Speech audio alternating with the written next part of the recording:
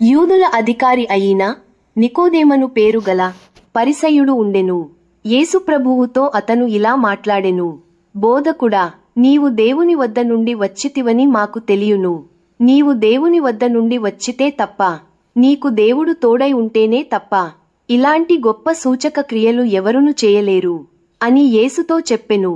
అయితే దేవుని రాజ్యంలో చేరుటకు మేము ఏమి చేయవలనని నికోదేము యేసును అడగగా, అందుకు యేసు ఎవరైనను దేవుని రాజ్యంలో ప్రవేశింపాలంటే అతడు క్రొత్తగా జన్మించితే తప్ప దేవుని రాజ్యంలో ప్రవేశింపలేడని చెప్పెను.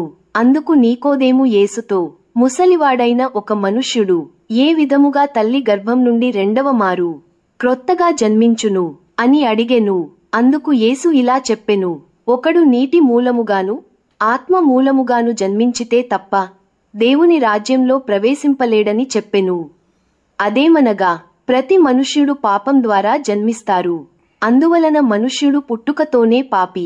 ఎవరైతే యేసును ప్రభువు అని దేవుని కుమారుడని విశ్వసించి యేసుక్రీస్తు ప్రభువును దేవుడు మృతులలో నుండలేపినని వారి హృదయాలలో విశ్వసించి ప్రతి మనుష్యుడు తను చేసిన అన్ని పాపములు నోటితో ఒప్పుకొని పశ్చాత్తాపపడి మనసు మార్చుకొని మారుమనసు పొంది ప్రాచీన చెడు స్వభావమును విడిచిపెట్టి నూతన స్వభావమును పొంది ఇక ముందు ఎటువంటి పాపములు చేయనని నిర్ణయించుకున్నప్పుడు అటువంటివాడు ఆత్మ మూలముగా రక్షింపబడును.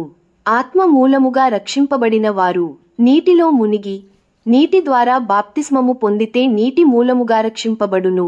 కాబట్టి ఆ విధముగా సంపూర్ణంగా రక్షింపబడిన వారు చనిపోయే వరకు దేవుని ఆజ్ఞలు అనుసరించటం వలన దేవుని రాజ్యములోకి ప్రవేశించుదురు.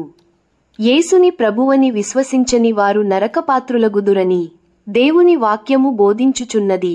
చెవులు గలవాడు ఇది విని గ్రహించెనుగాక.